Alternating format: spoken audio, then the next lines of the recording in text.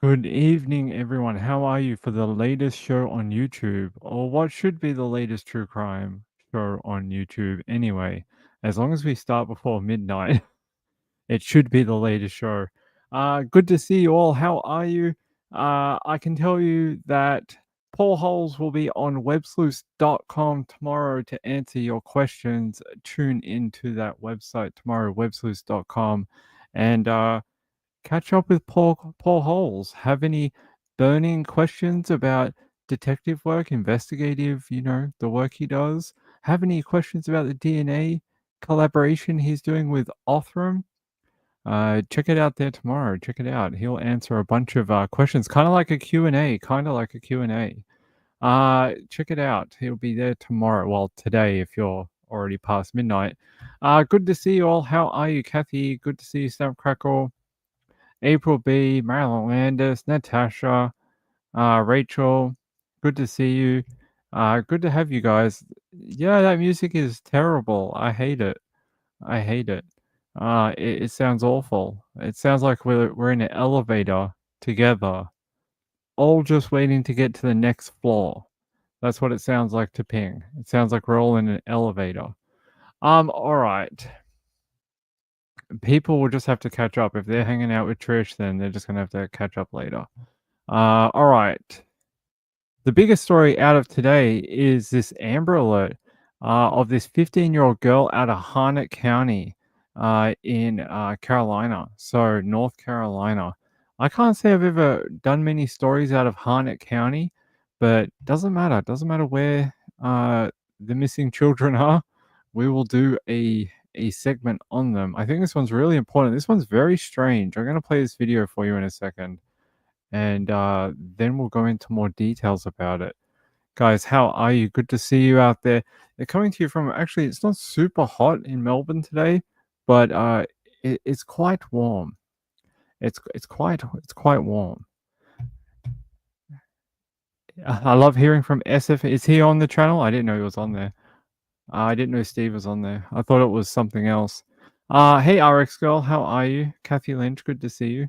Natasha, it's good to have you as well. Just can't do the drama. Yeah, I don't want any drama. I'm good with that. All right, let's talk about this Amber Alert out of NC because, hey, we don't want any missing children. All right, let me play this for you. Good evening. So Azalea has been missing now for more than 40 hours, and the folks here in Central Carolina have really band together. There's a Facebook group that is sharing clues. They're also sharing updates. There's also a meal train that is helping to give meals to her family in need right now. And then also they're telling people to look at their security cameras or Ring cameras between the hours of 5 a.m. and 7 a.m. from Tuesday.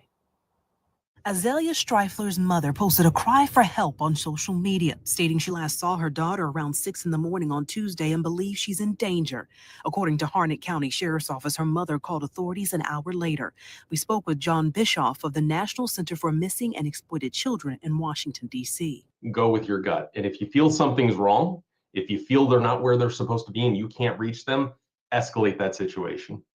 Contact law enforcement. Immediately, boots were on the ground as deputies used a canine to try and find the teen around their home on Bethel Baptist Road and Story Acres Road in Spring Lake. Law enforcement interviewed several friends. We've learned Azalea had just started attending services at Liberty Church and was a student at Ascend Leadership Academy.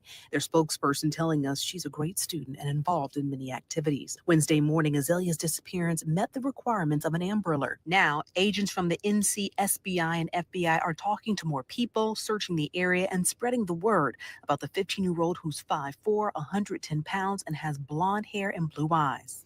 Advocates say it's an all-hands-on-deck mission to find Azalea. Hopefully it's a quick resolution. Hopefully they do find this young lady very quickly. I know we're involved. We're reaching out to Harnett County to see how else we can help as an organization to amplify the message and with our resources.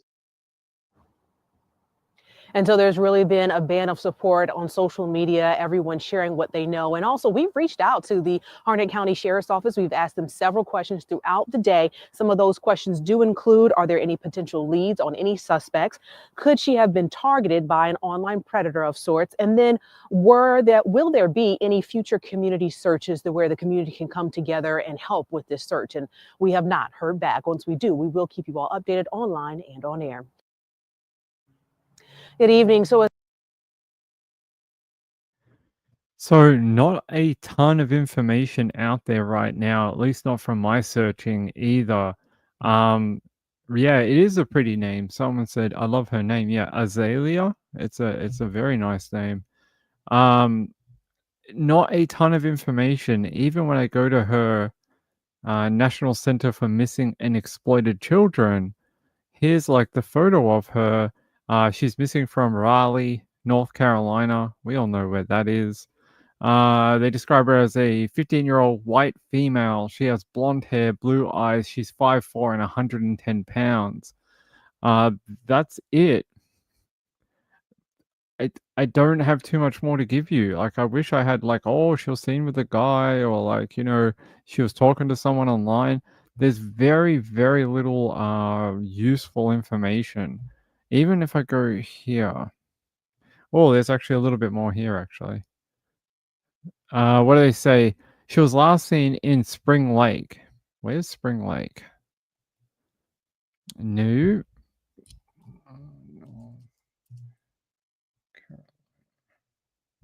So it's a town in North Carolina. Let me see. Not too far from Fort Bragg. Fort Bragg is like south of Spring Lake. So we all know where Fort Bragg is. Or you called something else before, Fort Unity or something like that. And it's not too far from Fayetteville. We know where Fayetteville is as well. So Spring Lake is like northwest of Fayetteville, and sort of northish from Fort Bragg. So okay, let's see what this other. And it says here, according to Harnett County Sheriff's Office, her mother said she'd been missing since Tuesday at around 6:15 a.m. in the morning. Her mother believes the daughter was picked up outside their home on Story Acres Road. There's no word on who might have picked her up or what the vehicle may have looked like. The emergency alert service phone notification did not come to most smartphones until around 1 p.m. that day, roughly 2 hours after her disappearance was first known. The alert describes Azalea as an endangered child. According to Monica Kaysen with the Center for Missing Persons, the delay was the result of a programming issue caused by the center recently switching to a new system. She says, what we wanted to do was try to accomplish 3 separate processes with one process.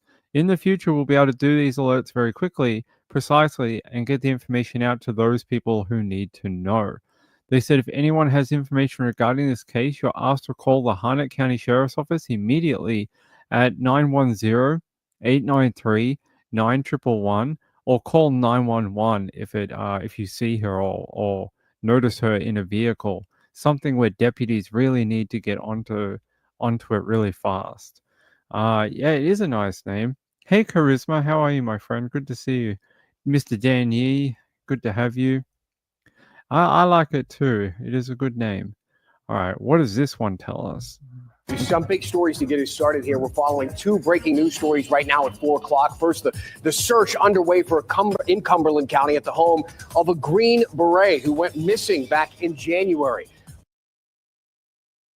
I'll tell you more about the Green Beret after we speak about Azalea.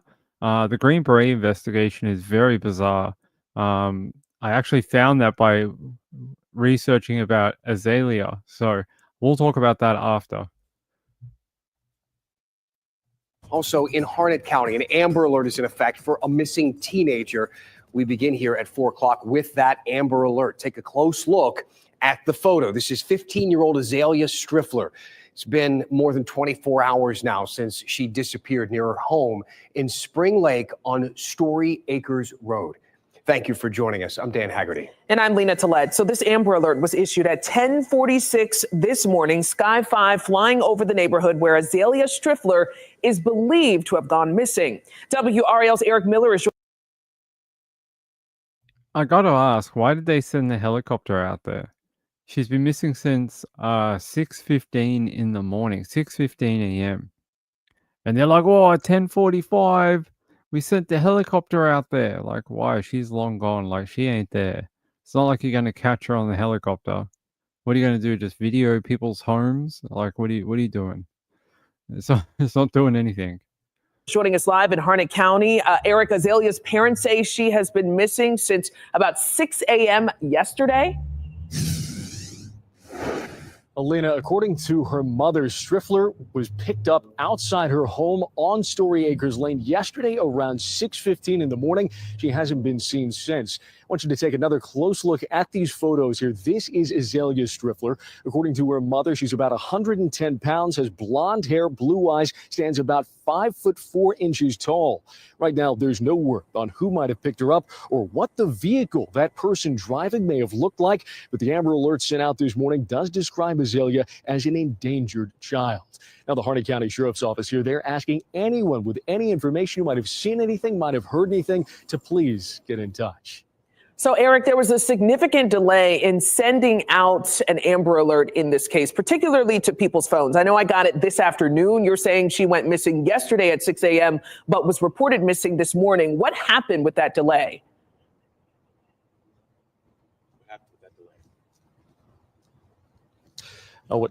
What happened with that delay there, Lena? We got in touch with the Center for Missing Persons there. They're the ones who are actually responsible for sending out Amber Alerts across the state. They tell me they actually just switched to a new vendor to handle these Amber Alerts. This was the first time they'd sent one out since switching to that new vendor, and ran into technical difficulties, which resulted in a delay that lasted a little over 2 hours there.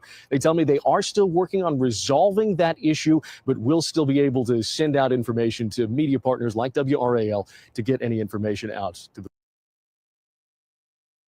That's pretty bad to have a Amber Alert be delayed by over 2 hours when there was already a delay in notification that a child was missing by several hours.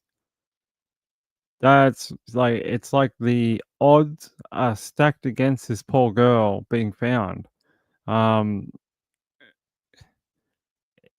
Why wasn't this tested at some point with, like, hey, this is a test, and ignore this notice, but hey, we're glad that it works. Why was that not done? Or if it was done, how come now they suddenly have a technical issue? Like, Amber Alerts are supposed to be the first line of defense after a child is noticed missing. We've all heard the story out of Texas from like 30 years ago. We know why these are so important. And, like that family that the Amber Alert is named after, I think it's Amber Hageman. Her family will tell you like every minute is really, really important. And it would have been, maybe it would have helped in Amber's case had they had this system and a message went out quickly. Maybe Amber would have had a different fate than what she had. And it really shows you what can go wrong. Like, there was already this massive delay in finding out that she was missing. Then you get another 2-hour delay with the broken Amber Alert. I mean, they're just like, oh, sorry. Hey, we'll do it next time. Hey, we'll make sure we contact our media partners in the meantime, though. I don't know if that's good enough. I don't think that's good enough. What are you supposed to do with that? What if that child ends up dead? What do you say to the parents then? You're just like, oh, I'm sorry. We'll make sure the next child doesn't die because we'll send it out quicker, all right? Your child died, but the next one won't. Okay, we promise. We'll get it right. We won't delay it. The next one will be okay. I just, what are you supposed to say to that family? All right, let's play the rest of it. To the public. Okay, we want to make sure we get this information as soon as we can. Eric Miller reporting live for us in Harnett County. Thank you. So WRAL sent our push alert to your phones at 10:54 this morning to notify you about the Amber Alert. You can download the WRAL News app. Make sure you have the notifications turned on to be the first to hear about breaking news.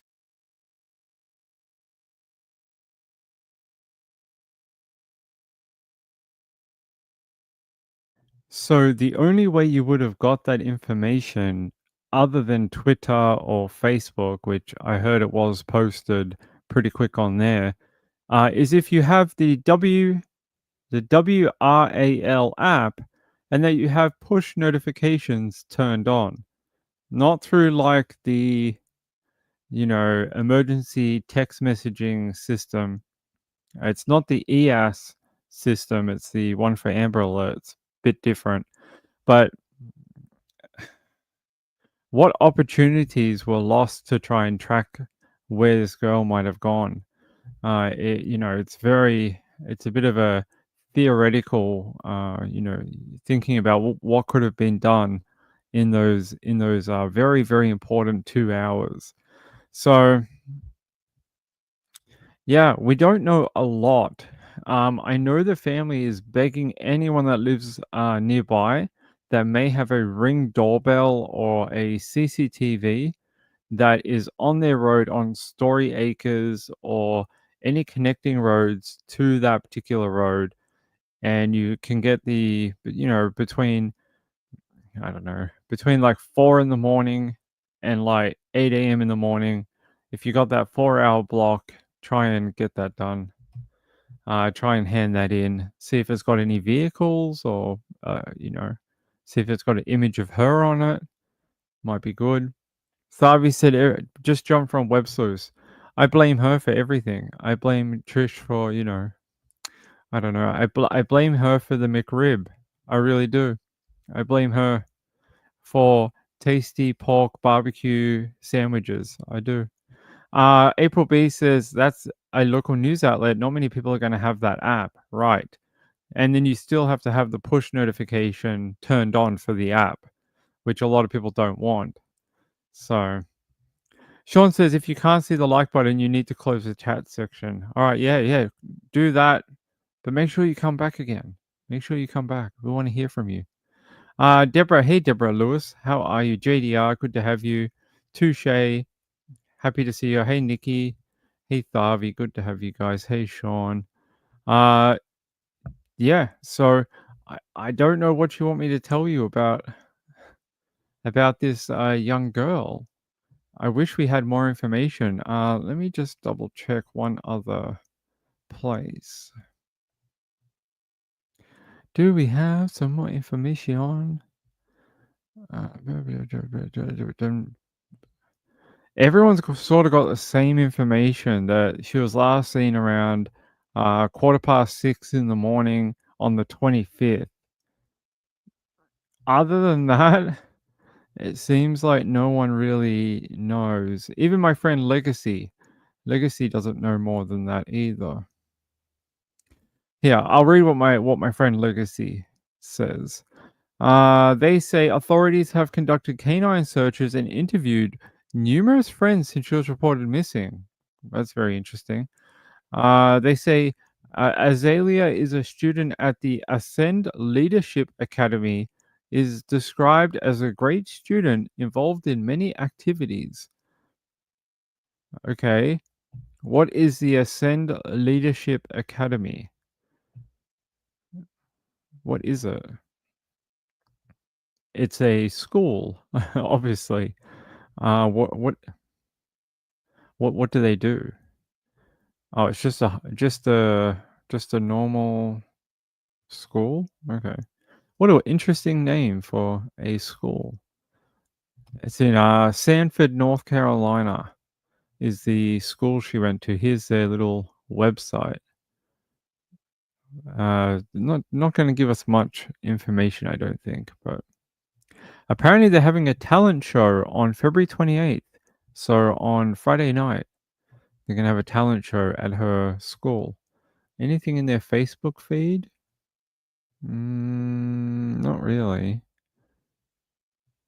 School outings, yeah, not too much. But that is apparently the high school she goes to. 15. Yep, 15. Hey, Diane. How are you? Good to see you. Hope she's returned safely. I just hope it's not like a grooming situation where some guy has convinced her to leave her family and is now in a very bad situation where she is unable to return on her own. I would hate for that to be what is actually going on. I hope what is actually going on is that she's just hanging out at a friend's place, doesn't want to be at home for some reason, and will eventually make it back home. NC, yep, North Carolina. They said the Amber Alert is broken. So they did send one out, but apparently it was 2 hours late.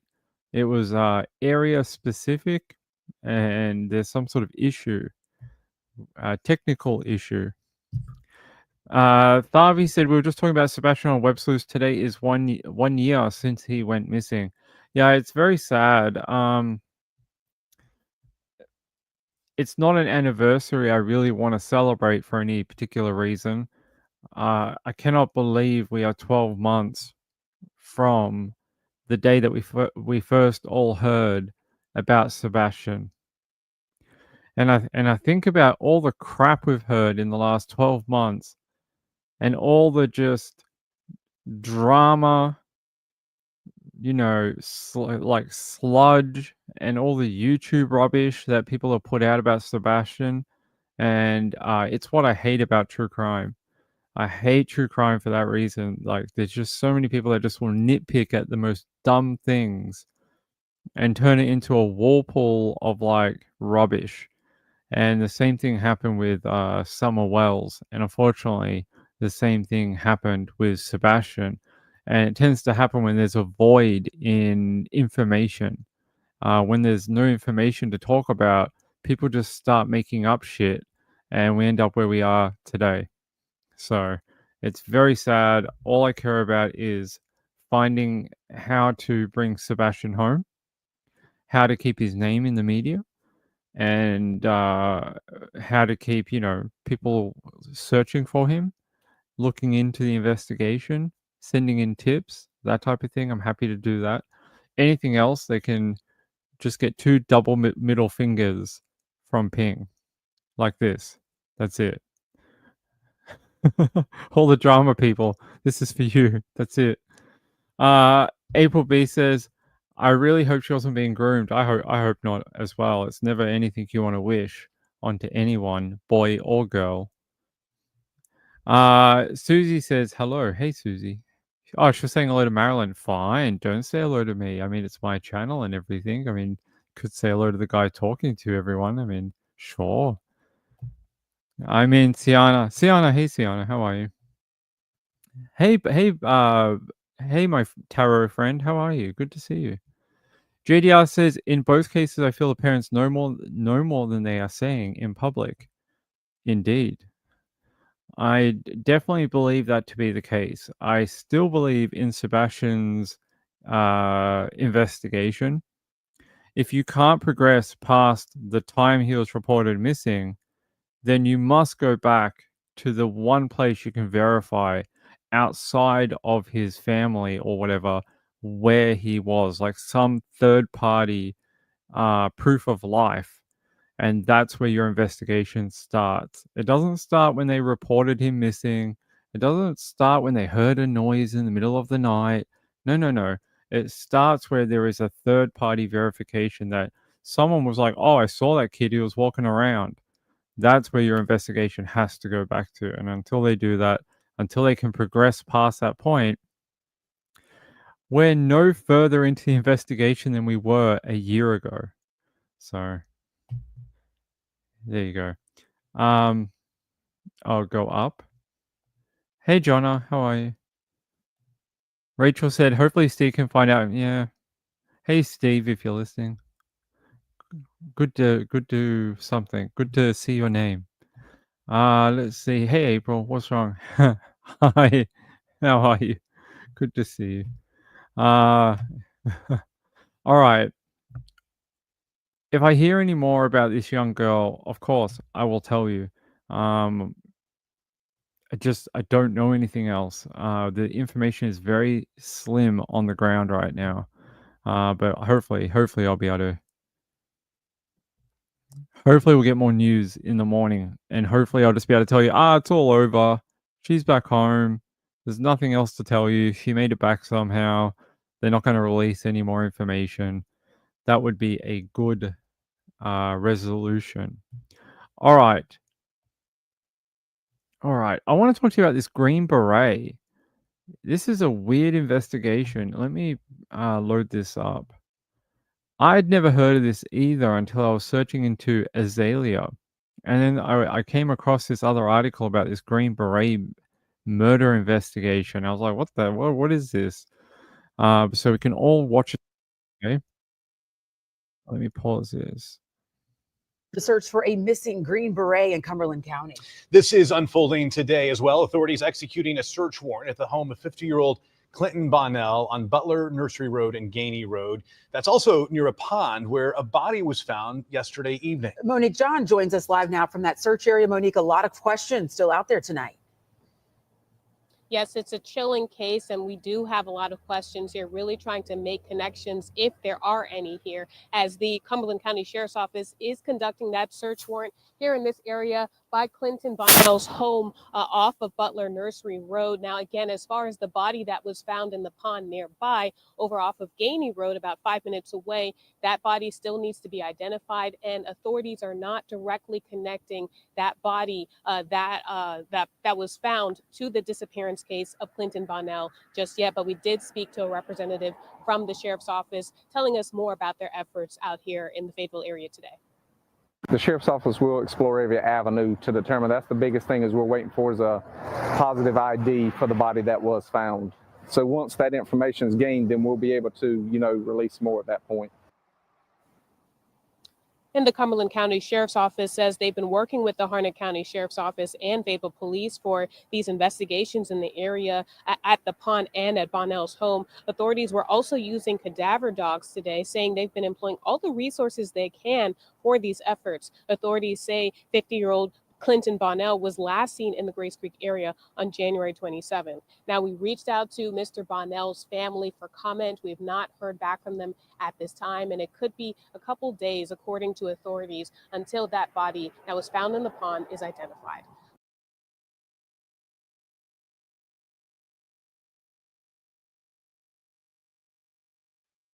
Here's a photo of Mr. Barnell right here in his lovely uniform. And this was back on, I want to say February 12th, 13th. They say here on NBC News, my brother is a Green Beret, perfectly capable of taking care of himself, according to his brother, who told Dateline. There's very suspicious circumstances surrounding his disappearance. They say Stephanie's brother, Clinton Bonnell, has been missing for nearly a month. Sorry, it's his sister, not his brother. It's her brother, which is missing, Clinton. They're saying the 50-year-old was last seen on January 27th, 2025 in Fayetteville, North Carolina. They say, I think somebody out there that potentially knows something. The siblings are originally from Texas. She says, we grew up in the Austin area, specifically a small town called Dripping Springs. Where's DJ? DJ lives out that way. Where is Dripping Springs? I have no idea. DJ would know though. They say Clint had once worked for Motorola, but eventually made his way to the army. After 9/11, he joined the military, according to Stephanie. Not only was he a Green Beret, he was also a spokesperson for the Gold Star families. They say the last place Clint had been stationed was Fort Bragg in Fayetteville. He retired in December 2024, so only like a couple of months ago. He was happy. He was excited for his life in retirement. He was a Green Beret medic, so he wanted to pursue medicine. He worked really hard to get into this PA school program at Methodist College in Fayetteville. Stephanie says not only did Clint get into the school, he quickly became the president of his cohort. He was completely enamored with medicine and excited about his career path. Here he is in his this must be when he was at the medical school. And they saying Stephanie says she last spoke to her brother when he came to Texas in December for a visit. He was in good spirits. He seemed great. He seemed good. On January 29th, less than a month into the new year, something happened that immediately caused alarm. She said, I got a Facebook message from his wife asking if I had spoken to my brother and then telling me that he had not shown up for class 2 days in a row and that the sheriff had been out to her home 4 times. Stephanie says she learned that Clint's school had called the Cumberland County Sheriff's Office and asked them to conduct a welfare check on him. They say they were taking exams and labs and that it was sort of out of character for Clint not to be in the class. So now they reckon they found this body on that property in a pond. And they're not saying it is him. They're just saying it's going to take a few days to identify whether it might be him. Now, according to this article here, the local PD or sheriff's office, they didn't release specific details on what they were searching for today at that property, but they did say the search is part of an ongoing investigation into the disappearance of 50-year-old Clinton Bonnell. Bonnell was reportedly last seen in the Grays Creek area on January 27th. He is a student at Methodist University and is known to work out at Fit for Life. They say the Harnett County Sheriff's Office and the Fayetteville Police stepped in to support the Cumberland County Sheriff's Office today in the investigation. They say cadaver dogs were used in the effort as well. The whatever they're called, 11 ABC, asked why cadaver dogs were out here when a body was found on Tuesday. The sheriff's office says they're rolling out various resources for this, but it's still not clear how those dogs were helping advance the investigation. Why would you need a cadaver dog if you already found a body? That's very strange. Do they already know that the body is not him? Like, that is odd. Could it have been the person that hurt him? And they're looking now for a second body? It's very strange to have a cadaver dog when you already found someone. That is a weird thing to do. The sheriff's office said it could be days before they can identify the body in which they did find, and that they aren't releasing more information about the condition the body was found in. I never like when they do that because my mind goes to, something where a person couldn't do that on their own, like wrapped in something, in multiple parts or, something where where it seems like there's a third party involvement. Otherwise it'd be like, oh yeah, we just found a dude, he was dead. They wouldn't be like, oh yeah, we can't really tell you like what kind of condition he was found in. It's very strange. Why didn't his wife report him missing? That's a good point. Why didn't she report him missing? Does it say in my other article? Yeah, why did the wife not report him missing? If the local PD, the Fayetteville Police Department, had been out to her property 4 times to check on him for a welfare check, what exactly was she doing for those days that he didn't go to school? Not blaming her, just wondering. Seems odd to be like, oh, a welfare check on my husband? What do you mean? Oh, I saw him like 3 days ago. Like, it seems like a weird advancement. Yeah, I don't know. But yes, it sounds like. Yeah, I'll put this photo up of him. It's a very nice photo of him. Yeah. I like this photo. There you go. Yeah.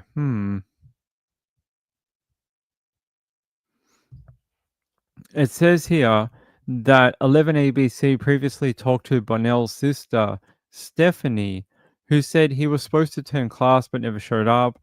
That's when he was reported missing. She said one of his last known locations was the Fit for Life gym on Owen Drive. The CCSO conducted a wellness check at Bonnell's home and said he wasn't there, but his car was in the driveway. Okay. Why would his car be in the driveway? Something about this is not quite right. They say Clint's sister, Stephanie, described him as a healthy, hardworking, and reliable family man. She said it's bizarre and concerning that he's been missing for so long. She says, I know what he was doing the day he disappeared, and he was making plans for his life, studying for exams the next day. I mean, all signs point to him vanishing not on his own accord. Stephanie, I think you're very right. I think you've got good intuition. Stephanie says this was one of Bonnell's last known locations, the Fit for Life gym on Owen Drive, back on Monday, January 27. Then she says he went to Methodist University, where he's been studying the Physician Assistance Program. It's believed he was there around 5 p.m. to 7 p.m. After that, he texted a friend saying he was arriving at his home in the Fayetteville area. He was supposed to go to class the next day, but hasn't been seen or heard from since. Hmm.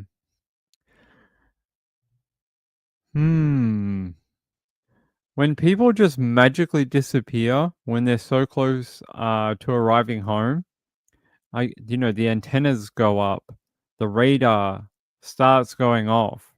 It's almost like, are the police sure they don't know who killed him? Like, do they just know who did this and they're just trying to build their case? Yeah, why is it not the person he married? And why is it his sister? It is very odd. Hold on.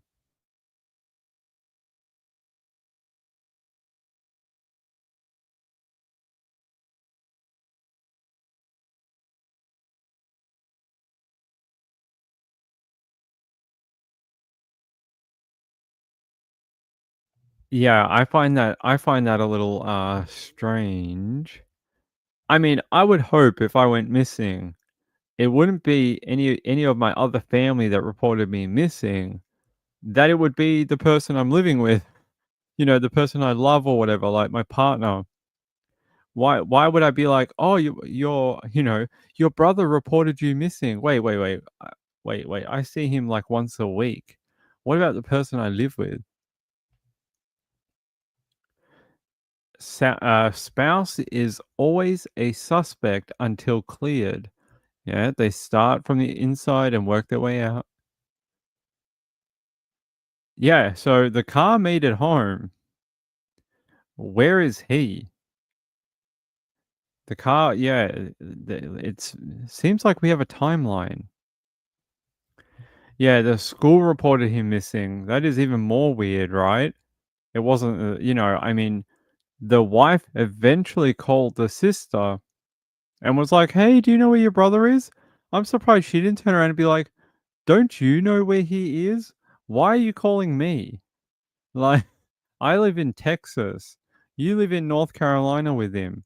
Why are you calling my ass? Like, don't you freaking know where he is? He's your husband. Kathy Lynch says you would hope Mrs. Ping would notice your absence. Well, she might. She'd probably be like, "I'm so glad he's gone. Like, it's so quiet here now. So many less rude jokes are being told. It's very relaxing." Wendy R says listening in. Hey Wendy R, how are you? Laurie says a package. A package? What kind of package? Uh, the cats would. Muffin would. Muffin would be like, Dad, where's Dad? Where's Dad? I don't want to be with Mom. Mom doesn't pat me. I want to be with Dad. Nikki, yeah. But yeah, look, very strange. I would like to know more about those last moments of him talking to someone, saying that he was arriving at his home. Then his car is located there, but he's not there. I think maybe the detectives know exactly what happened to him. They just needed to find him. Yeah, let me try and find something else about him.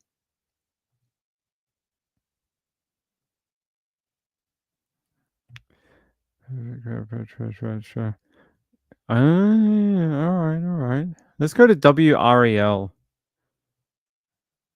He's got some other information. Hold on. We are also following breaking news out of Cumberland County, where this man, 50-year-old Clint Bonnell, a Green Beret who has been missing now for nearly a month. Bonnell was last seen in the Grays Creek area. It was back on January 27th. We can't tell you now. A body was found in a Fayetteville pond yesterday, but authorities aren't confirming the identity. Today, crews are actively searching that pond again, as well as Bonnell's home and property. WRL's Chelsea Donovan joining us now live in Fayetteville. Chelsea, what do we know? Yeah, you can see the sheriff deputies coming out right now. They've been at Bonnell's home all day long. If you look back, you can see the crime scene tape here. This is a sprawling 14-acre property. They're executing a search warrant here. As you know, Clint Bonnell has been missing about a month. However, his wife, that also lives here behind me, has not come out and spoken to the media, has not offered anything. His sister is concerned about that. Obviously, she says I think that that basically summed it up. That little paragraph that she just said. The wife hasn't even come out to address the media. They activated a search warrant on the property, and they found a body. Dun dun dun. It does seem very suspicious. It seems like we may know who killed him. We'll see. The wife did it. I can't make accusations like that. I mean, I just can't. I have to be a responsible reporter on YouTube. You can say it. I can't. I mean, you can say whatever you want in the chat. I can just infer to you. Jonna says, but the sister says she's concerned. I'd be concerned too if they found a body. Very concerned. Body part missing. What? What do you mean a body part is missing? What do you mean they found a body but they only found one part of it? Like, what do you mean? Hold on, we'll watch the rest of it. her brother was in a good mental state, not suicidal. He was practicing to be a physician's assistant at a nearby college. And so right now there are just so many more questions than answers. It's a tale of two crime scenes, literally 2 miles apart in the Grays Creek community. Tuesday, the Cumberland County Sheriff's Office pulled a body from this pond on Gainey Road, just a mile from 50-year-old Clint Bonnell's home. They're still over there searching for any additional details that they could find that would help them identify the body. Can you confirm that Clint Bonnell is in fact dead? No, we cannot at this time. In fact, the sheriff's office wouldn't even confirm if the body they found was male or female. But they spent all day here at Bonnell's sprawling home behind these gates, one he shares with his wife, executing a search warrant. Two scenes that have neighbors startled.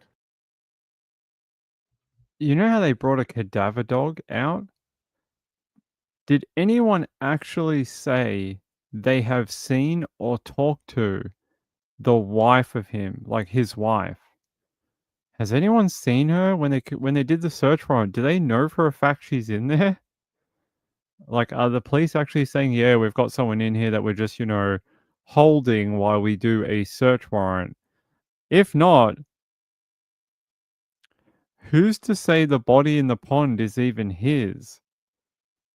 What if it's her body? And that's why they have the cadaver dog, because they're trying to locate him. That would make sense, but it's just a guess. Checking for a crime scene on his property, aka the dogs, but they would bring in a bloodhound, not a cadaver dog.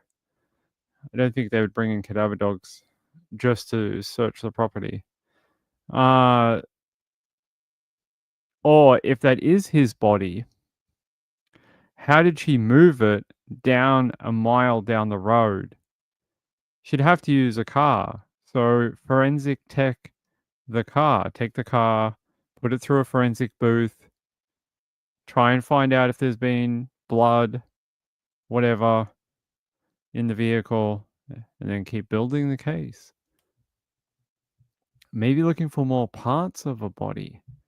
Yeah, we could do that. I mean, they did say they wouldn't confirm what type of condition the body was in. They'd be like, "Yes, we found a finger. We found a body. Just a small part of it. We're still trying to locate the rest of it." No, they didn't say that, but I mean, maybe. Rachel said, but the sister talked to the wife. No, that was like a month ago. That happened. No, it wasn't like today. That was like 4 weeks ago. That was on like January 27th. Gayla says they have four-wheelers on large properties. You could probably carry a body on like one of those four-wheel motorbike things, for sure. All right. What's going through my mind is that I hope it's not Clint. Bunnell, a retired Green Beret, was reported missing January 27th after he was last seen at his home.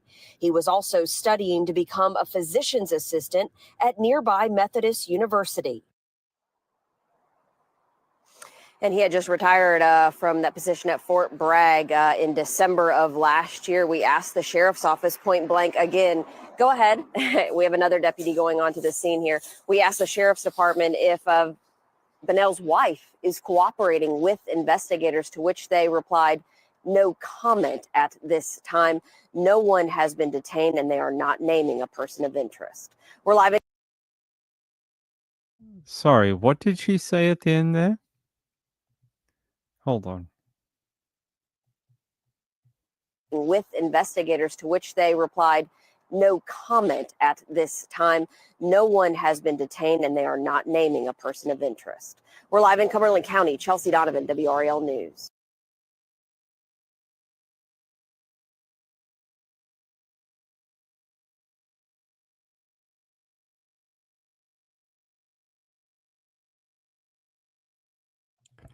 Yeah, there you go. No comment. No comment. And no one has been detained. We'll see. We'll see. Uniquely Susie says, wait, last seen at his home. He messaged someone saying he was just pulling up to his property. His car was located at his home, but he was not.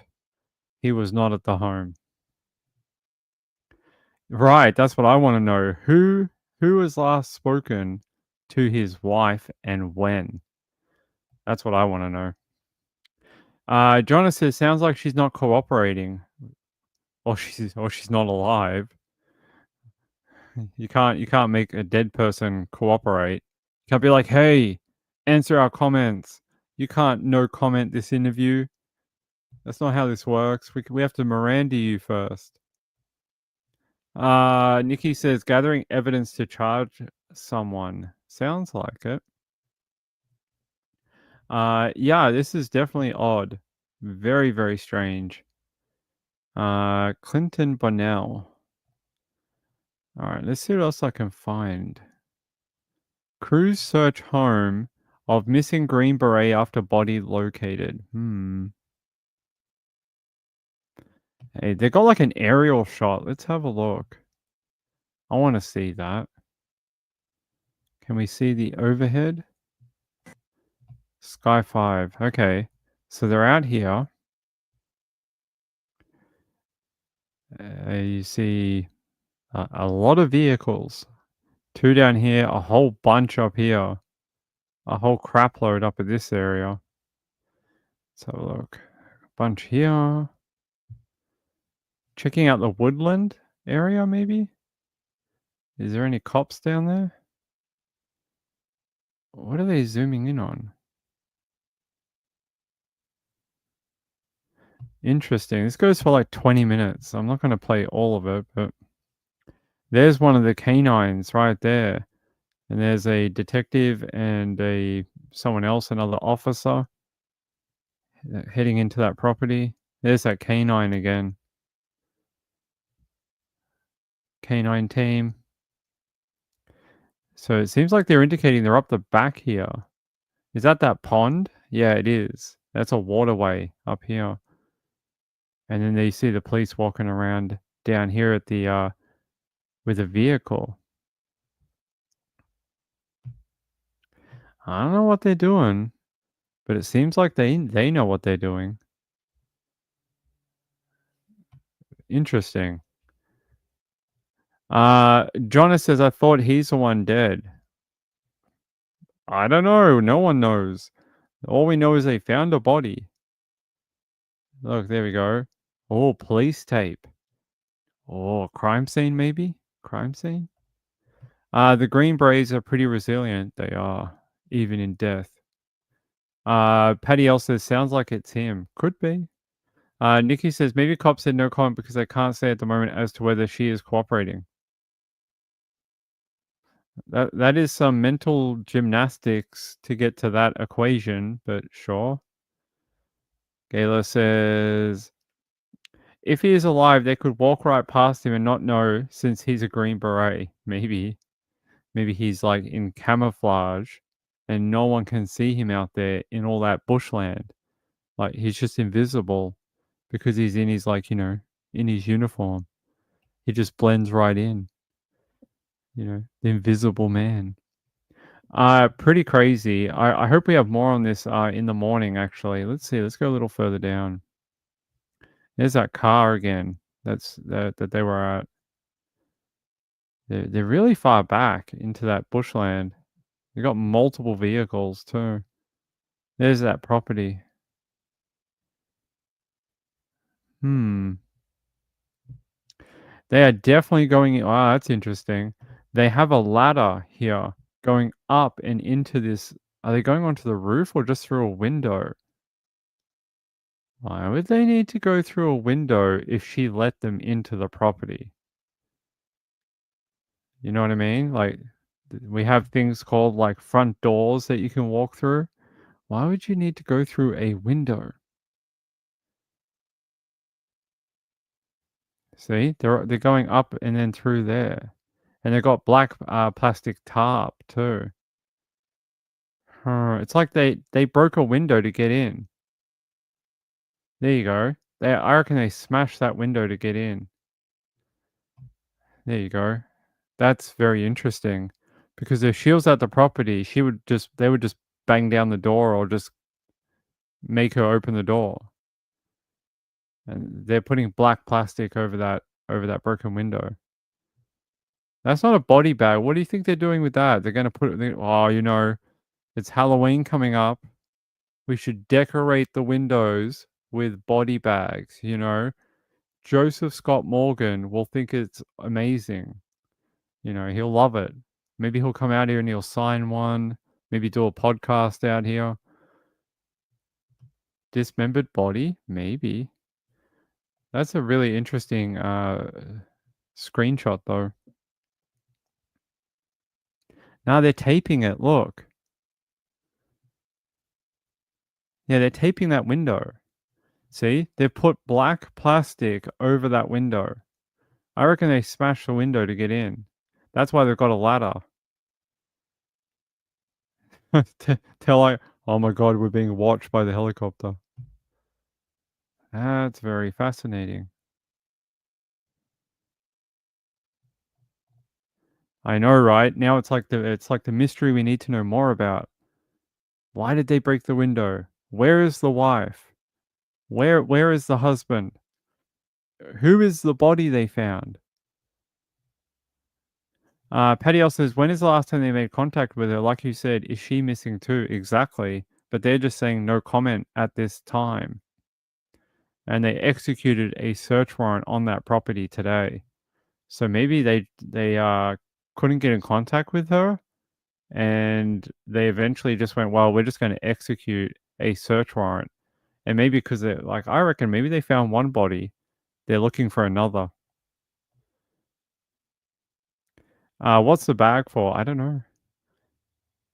Cover what is ever inside from the news chopper. It's not that good of a view though, right? Look, even if they could, even if there was nothing on that window, the view's pretty like crap. Let's go back. Unless they did find something inside the home, like it's not, like it's pretty obscured, right? Let's wait till we go around. What is in the window? Show us. Oh my god. It's black plastic. That's what's in the window. I don't know what's going on here, but it's pretty freaky. And there's another cop walking out of the jungle. But if there was something here, they haven't taped up any of the other windows. Oh, are they doing a second one? They are too. They did the one on the end, and now they're doing the one in the middle too. See? The one on the end got taped in plastic, and now this one is as well. I think so. I think you might be right. They normally only do that when there's a crime scene, and they don't want people taking photos through it. I think we're going to find out a lot more about this tomorrow. I think we're going to have a big press conference sometime tomorrow. Either tomorrow or the day after when they have some sort of news. Yeah, sounds like a crime scene, right? It looks like they're going to like tape off all the windows and then let the forensic tech go through and do all the forensic work. That is weird. No, they didn't take the plastic. It's still there. They didn't do these big windows. Did they do the big windows too? I can't tell. I don't think so. These big windows, maybe not. And then they cut off the live feed. Almost like they didn't want us to see something. Oh, now look, they zoom out. They're like, oh yeah, we should stop showing this. Yeah, let's go home. We should go home now. Let's not do that anymore. Very interesting. Very interesting. Scene of a murder. Yeah, something going on for sure. Very, very odd. Let me just search his name. Hold on. Clinton Bennell. I want to see if anyone else has come up with information on here. Hold on.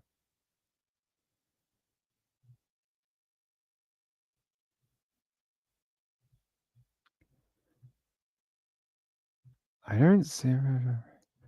No, I don't see anyone with any other good information.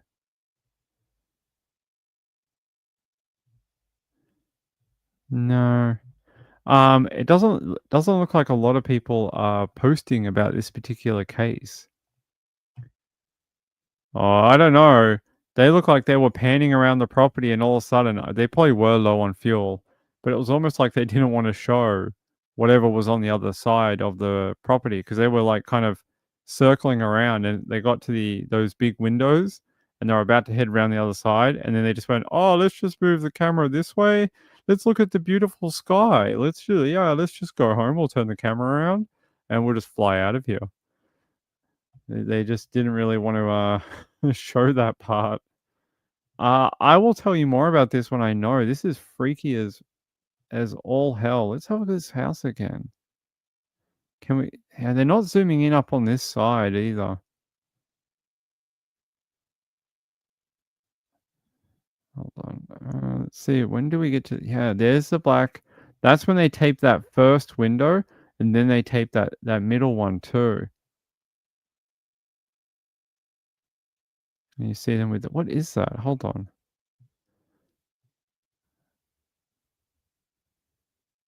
All right, let's play from here. Yeah, zoom in. Good work, cameraman. Let's see. Hey, get the trees out of my face. Come on, man. Show us what's going on. Yeah, it just looks like black trash bags. That they're like, what they do is like they just lay them out and they cut them in half. Let's see here. All right. There's a vehicle here too. I don't know if that's a cop car or his car. Whatever it is, they really don't want people. They really don't want anything, getting in there. And they taped it up. Then they zoomed out for a little bit. They're like, oh, let's just go look at the police cars again. And then they came back to it after a little bit. Let's go back to the house. Yeah. And they've done that other window. That's the one they did on the end. And they did the middle one here.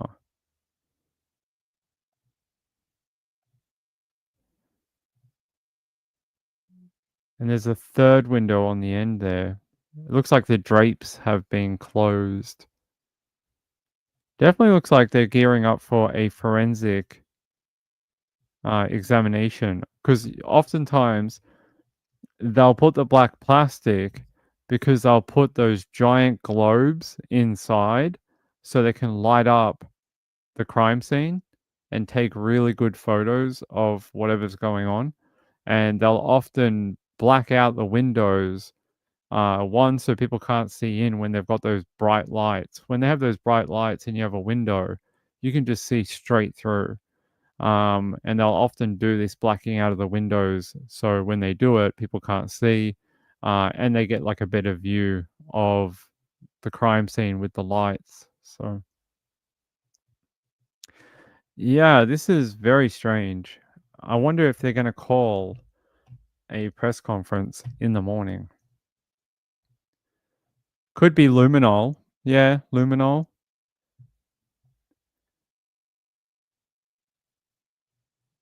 His wife is called Shanna Cloud. Okay. According to Cumberland County property records, Bonnell owns the 14-acre property on Butler Nursery Road with his wife, Shanna. Shanna. All right. Jonas says that means the wife isn't living there most likely. No, she lives there. I mean, she's not going to live there right now, but she lived there with him. Definitely some sort of forensic investigation going on. Let me see if they've called a press conference for tomorrow. 4 hours ago. Okay.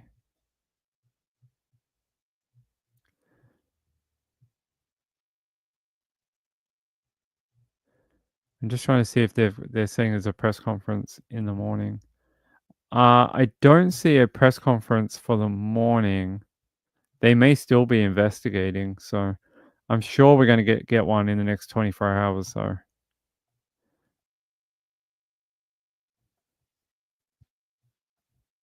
All right. That's the latest information I have on this missing person investigation. I do want to mention while we're here, earlier today, I think we all heard about the untimely death of that actor or actress out of the USA.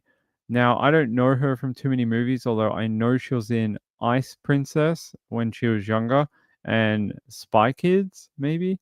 But what I know her from is from Eurotrip.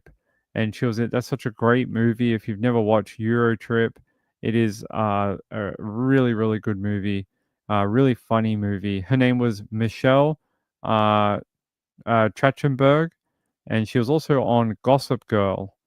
And it seems like she was found dead in her home this morning. Recently had gone through a liver transplant, and they're saying that she may have died from that. So, oh yeah, Harriet the Spy. Oh my God, I remember that movie. Is she dressed like in yellow? Yeah, I remember that. Yeah, 39-year-old from Buffy too. She was in Buffy. Here, I'll show you a photo of her. She's got one of those faces that even if you didn't know her name, if you see her childhood acting photos, you'd be like, "Oh my god, I know who that is." Like you would have seen her before. Not her older photo. She looked quite ill near her death. Let me see. Michelle Trachtenberg. Let me find some younger photos. Yeah, you would know her from this photo. She's been in a whole bunch of different things, and yeah, very sad, very sad. 39 years old, very young girl, far too young to die, really.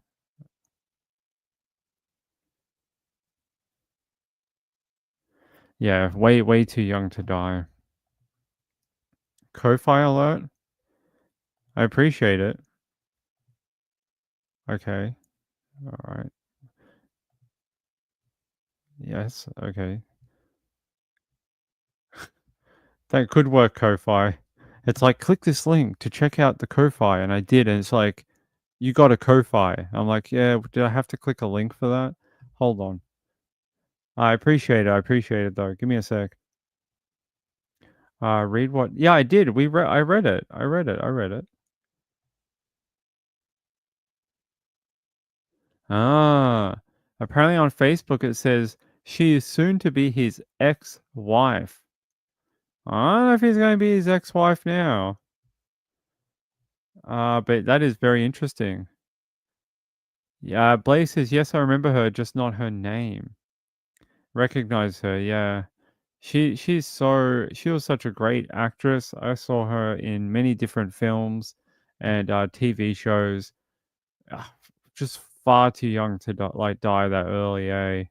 So sad. She was found this morning by her mother in her apartment, and she was deceased. So she looked very unwell at one point. I know she posted a photo, and she just looked very, very sick. And yeah, wow. Just 39, and she had been acting since she was a little girl. Let me see. I want to go to her Internet Movie Database page. She's been in so many different shows.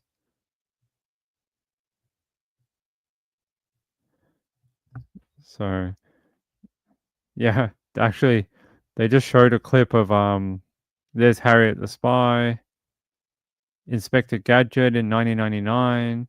They showed some other ones like Euro Trip, which I love that movie. She was in Buffy, Inspector Gadget 17 again in 2009 with Zac Efron. But Eurotrip, I love this movie. If you've never watched it, you should watch it. It is so funny. Uh, Scotty doesn't know. Scotty doesn't know. Great movie. Very like teen movie. It's about a bunch of friends who go to Europe. So Scotty can meet this really hot girl in Europe who he mistakes for a man who they were like pen pals, and he mistakes it as I think like Michael, but it's like Michelle, not Michael. And she gets really pissed off, and that starts them on their journey to Europe. But she played the sister to this guy up here with the camera, and in one scene, they drink a lot of absinthe and they make out with each other. And she's like, "I made out with my brother." One of the most memorable movies. I still have a copy somewhere. It's such a fun movie. So if you've never watched Euro Trip, I would suggest it would be a fun couple of hours. Kathy Lynch says, guys, if you love Pink's Lives, hit the like button and send a donation gift. Thank you. I appreciate it. It would help a lot. Hold on a sec. I'll check my other one.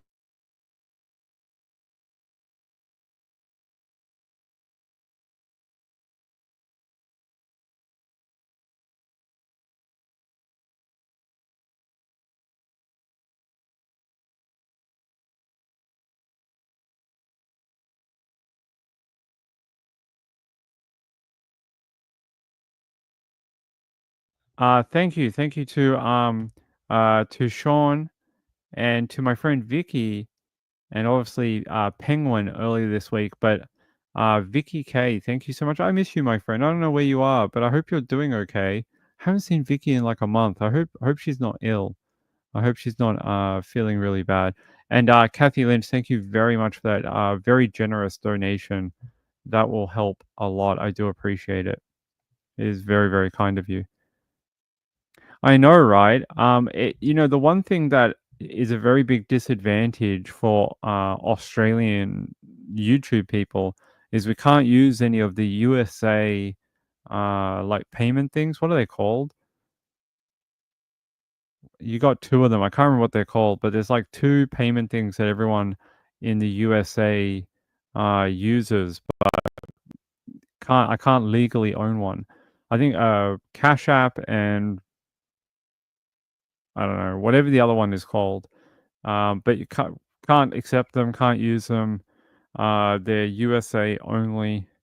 I think Apple Pay might be USA only, maybe. Zelle, that's it. Zelle and Cash App, they're USA only. I can't even open an account because if they find out I'm from Australia, they'll just shut it down. PayPal is in the link here.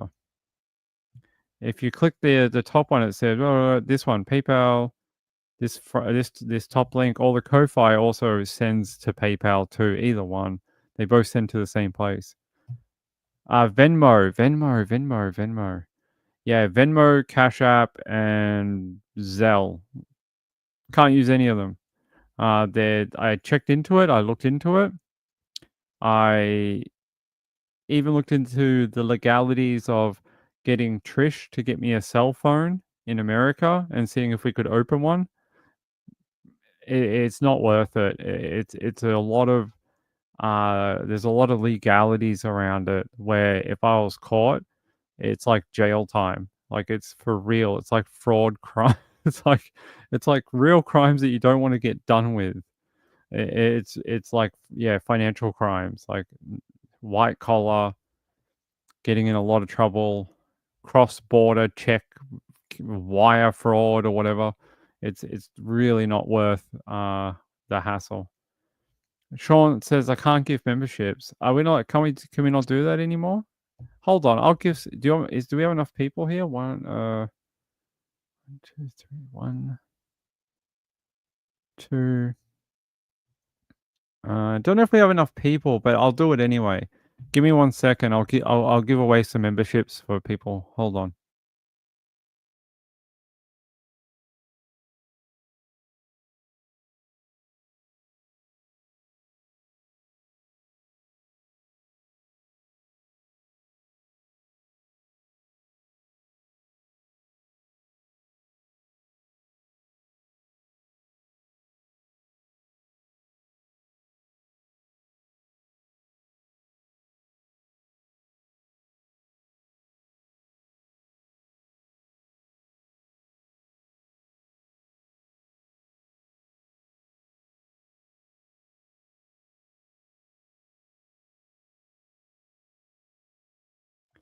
There you go.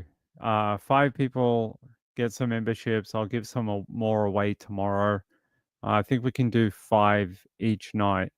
Can give away 10 total each month. So I should give them away because it's going to reset in like 3 days time. It's going to reset in a few days. So should just give them away to people. Stephanie Firkins. Yeah, that's his sister. Yeah. Oh, does she? All right. How do we get to it? Clint's sister has some interesting. What's her name? It's Stephanie Firkins. All right. All right. Give me a second. I'll get on her page.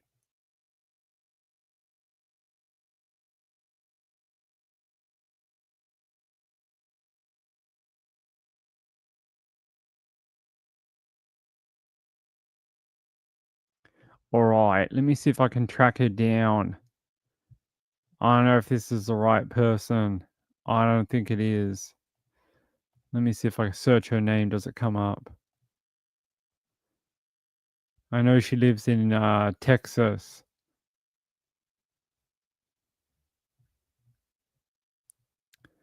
I don't think that's the right person, right?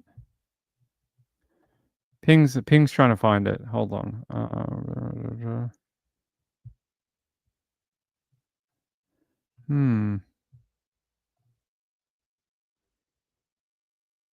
Oh yeah, I found it.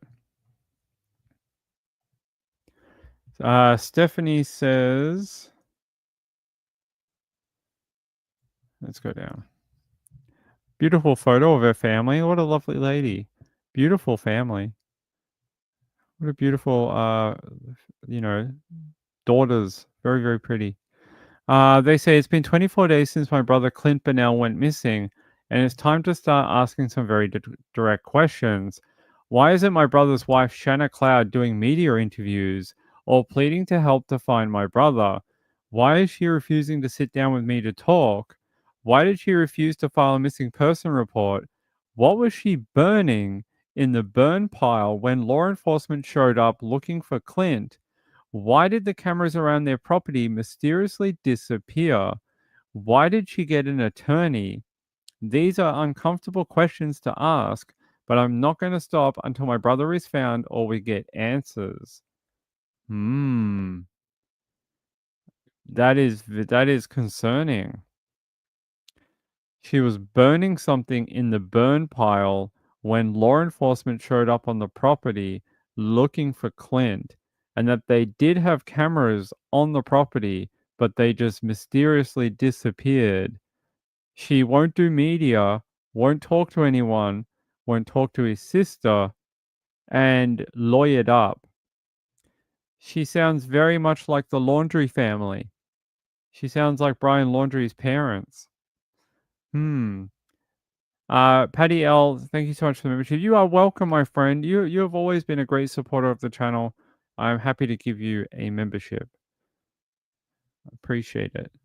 That is very concerning, right? Very telling. Yeah, I think we have all the answers. We know exactly what's going on here. We know what happened to Clint. It doesn't sound good. It sounds like very possibly that we have the reverse of what we normally get. What we normally get is wife is killed by husband. We got the reverse of that this time, which still makes it a DV crime. If true, if Shanna is whatever found out to have hurt Clint, it's still a domestic violence crime, a very rare one, a one where a woman has killed her husband. And very, very, shows men can be victims of DV as well. Like the Melody Ferris murder with the burn pile. Yeah. That does add some context. I agree. Oh, she might have been. Is it Schmore weather right now? Thavi says life insurance. I don't know. He was in the military and he was going to medical school. I'd say he probably had life insurance. I would say yes. Most military people do have life insurance. Often it comes with their military position, or they can opt for it for a very cheap rate. So I would say yes, there would probably be some life insurance. It is very suspicious. Yeah, Melody Ferris. It's always small weather. I like those. They taste pretty good. We had what was it? We had I think we had a Kit Kat in Australia. We had a Kit Kat that was s'more flavored. So it was like marshmallow, chocolate, and graham cracker. It was pretty good. Hey, Joe Neil, I made it. I'm not sure what you made it to. The show? Hi, good to see you. It's like I made it. I'm glad we could help with your accomplishment. I'm glad we could fulfill your dreams. Gala says he'll be getting military pension also. That is true. He'd be getting money from his military. Jonna says not sounding good about the wife. His sister is concerned and she doesn't seem to be. Right. You would think his partner would be the one doing all this work. Like the sister as well, yes, but the person that should be the face of the media is his wife. That's who we expect to hear from, right?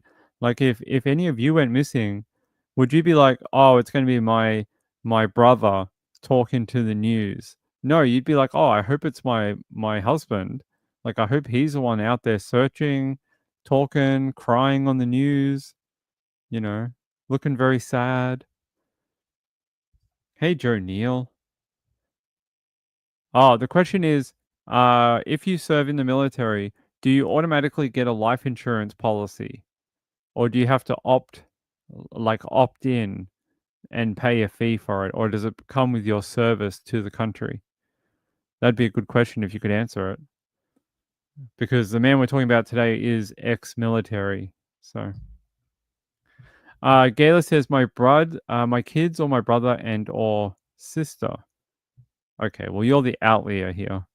Why isn't my brother doing? Yeah, Shanna Cloud. Dun dun dun. Is this her? This looks like her.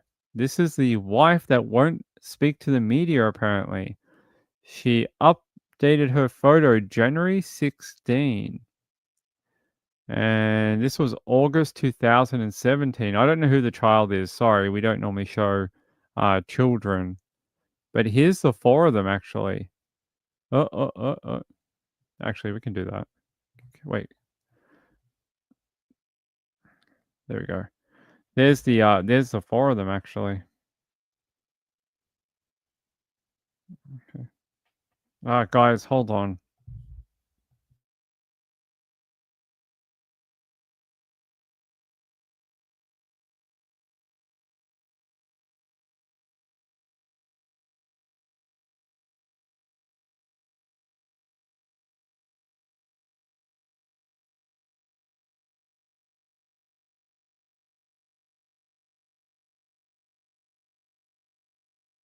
Sorry about that. I was getting a phone call. Joe says it comes out of your paycheck. FGL depends how long you serve, though. Thanks. He was in the military quite a long time. Gayla says in the UK you get a cheap one free, but you need to take out larger life insurance when going away on deployment. Makes sense. Where's the daughter? I wonder. That's an interesting question. Yeah, he was retired military. Yeah, he was now at the college learning to do medicine. So he was no longer active military.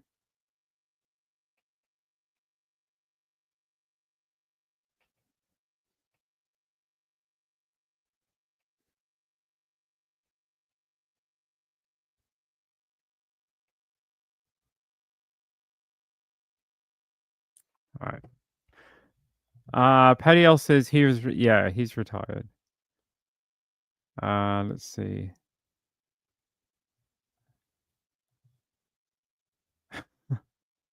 Joe says he would have had a full life insurance policy, basically. Okay. Maybe she did it for that. I don't know. What are all these photos of? This must be her daughter. Oh, look, a horse. Yeah, that must be. And look, a cockatoo. An Australian bird. Look, that's an Australian bird that looks very ill, actually. It looks very sick. Its crest here shouldn't look like that. Its crest looks not good. It looks quite ill.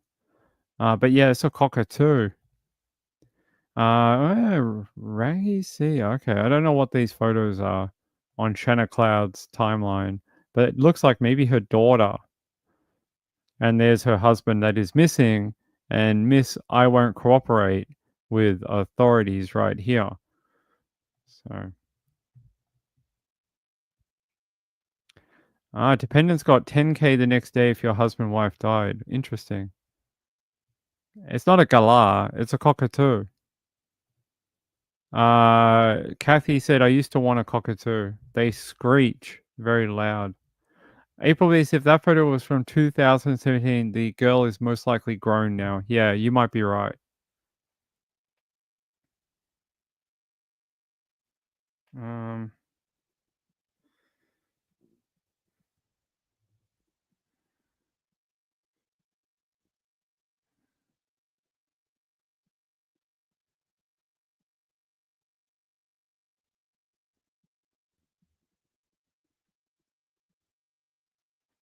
Sorry, guys. It's that time of the day where I get a lot of messages. Jonna says, I thought a Green Beret is almost impossible to kill. I don't think it counts if it ends up being your wife. A Green Beret is a hat. That is true. Galahs are pink. See, Sean knows. A galah is pink in color. Yeah, they're very messy. All right, what time is it? 5:27. Okay. I think we had one more story, guys. I have to go put my phone on charge. Hold on.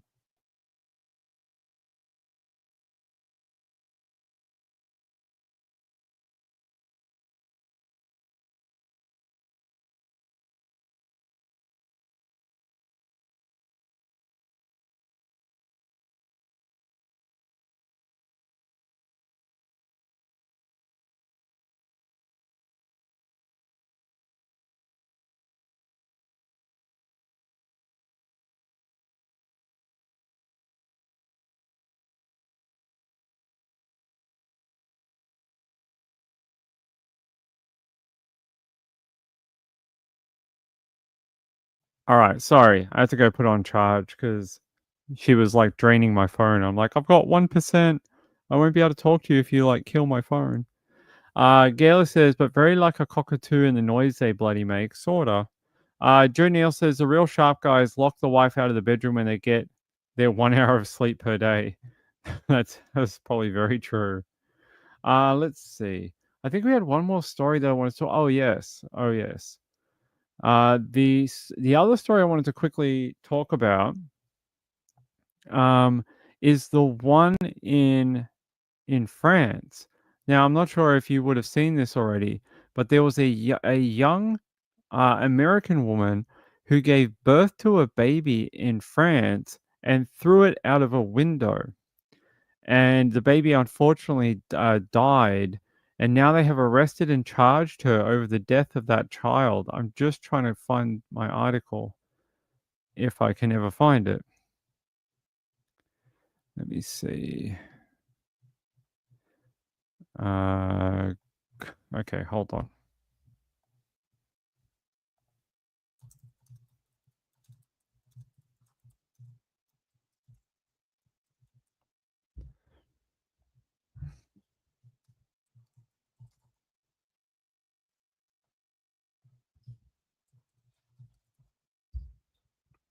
All right, here we go. They say an American tourist aged 18 was on a school trip when she gave birth in a Paris hotel room, then hurled the newborn baby to its death from a window. Yeah, this was the hotel here, an Ibis Styles hotel. And she had the baby very early in the morning and ended up throwing it off one of these Juliet style balconies to the baby's death below, unfortunately. She was named today in the media, actually. If I can find my.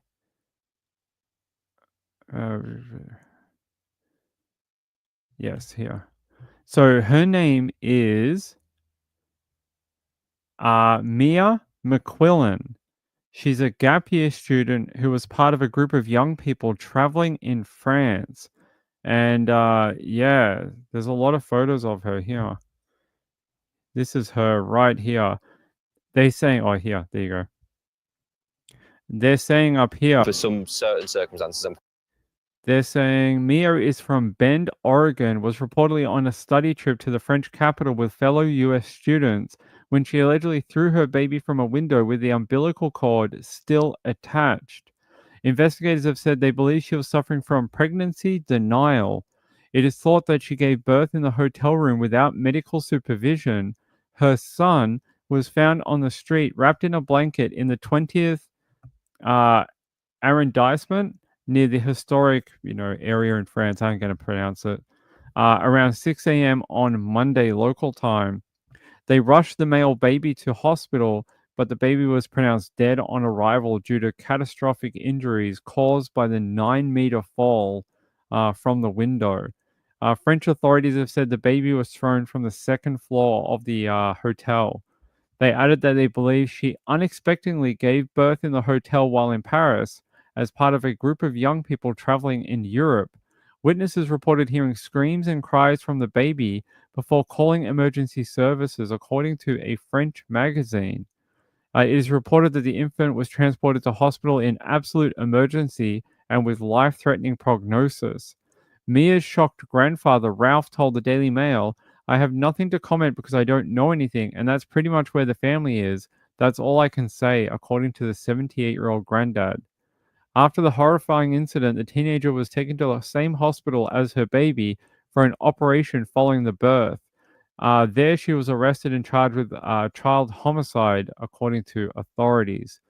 They say the Paris public prosecutor told a magazine that an investigation has been launched for the homicide of a minor under the age of 15. Now, what I can tell you is that there was a case very similar to this about a year ago. A woman who worked for Porsche in Germany had been in France, or she lived in France but worked for Porsche. She gave birth to a baby and threw the baby from the window and killed that baby too. That one was slightly different. She was a little older. I think she was mid 20s or early 30s. They said that she threw the baby from the window because it would interfere with her work with Porsche, that she didn't want to take her career, any time off from her career, and that the baby would disrupt her career progression. And they charged her. She ended up being sentenced to 7.5 years in a French prison. I don't know what this girl could be sentenced to, but it's pretty brutal. Yeah, horrendous, right? Throwing a baby from a window. Yeah, she's crackers. Yeah. Gaylor, I have seen the American Girl saying she's Maddie. Her head is full of crackers. She is crackers, all right? She's not Maddie. Everyone needs to stop. Everyone's a little bit crackers. Whoever says that they're Maddie, if you don't have that eye thing and you can't do a DNA test and prove it to the world in like 1 week, I don't want to hear from you because you're full of crap.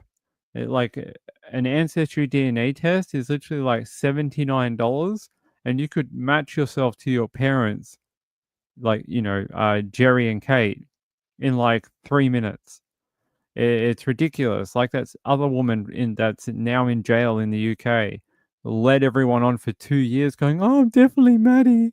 I'm definitely Madeline. Look, look at me over here. I'm Madeline." No.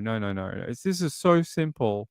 And if Jerry and Kate thought you were anything, even remotely their daughter, they would have done that DNA test in a heartbeat to find their daughter. And these people taking advantage of them are disgusting. They really are. They are low life people, very low life. They're doing it for one reason and one reason only, and that's to further their online profile, or AKA clout chasing. Both of them, the one in America and the girl in the UK. They both get double fingers from Ping. That's it. Nikki says 7 years. That's nothing compared to a life. That's true. That's true. It's full of rocks. It's full of rocks, crackers, sawdust, whatever you want it to be. Let's see. Gail says, my friend's daughter has the eye thing and got stopped by police when Maddie was missing. They took her and her identical twin away from their parents to question them. I'm sure that happened to a few children. All right, hold on, guys.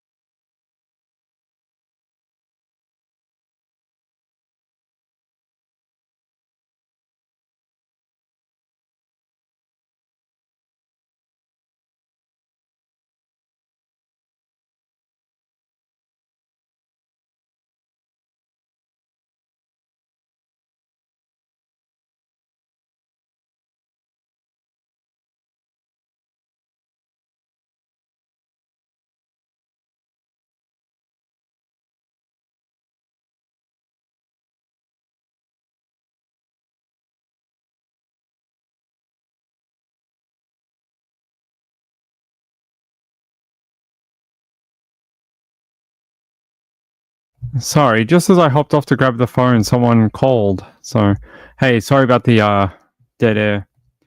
Gayla says we were traveling to the UK from Germany. Well, that'll do it. That'll do it. Yeah, the eye thing. So Maddie has a eye defect. It's called like I'm not going to be able to pronounce it, but I'll show it to you.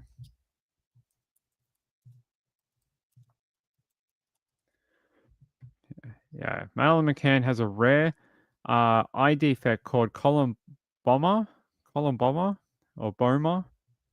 Here, I'll show you. So the photo that originally went around of Madeline when she first went missing.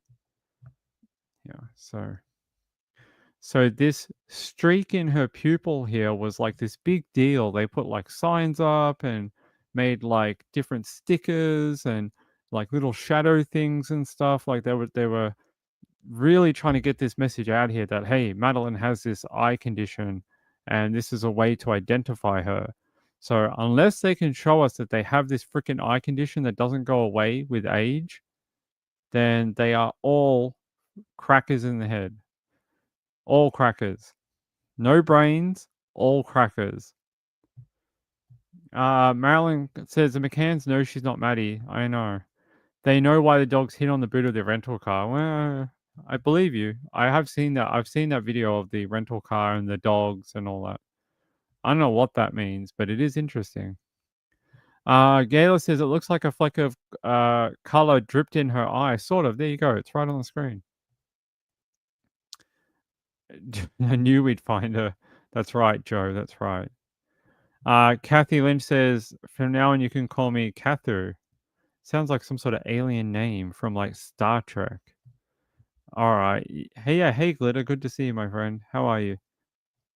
Gail says, my friend daughter. Yeah, that's interesting that she has the same condition. It's not super rare. I mean, it's rare, but apparently there are children that do have it.